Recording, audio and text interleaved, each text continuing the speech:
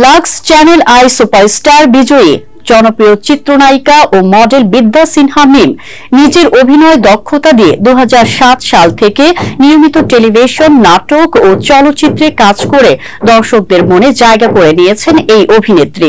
অভিনয়ের পাশাপাশি সামাজিক যোগাযোগ মাধ্যমে বেশ সক্রিয় থাকেন এই অভিনেত্রী।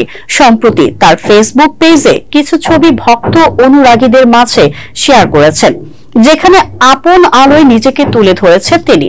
যেখানে দেখা যায় অবকাশ যাপনে মরুর দেশ দুবাইতে গেছেন, আর সেখানে যাবার পরে ফটোশুট করেছেন মিম। সাদা শ্যাম্পেনে অ্যামি স্লিভড হেম স্পার্কলি ড্রেসে বেশ মানিয়েছে।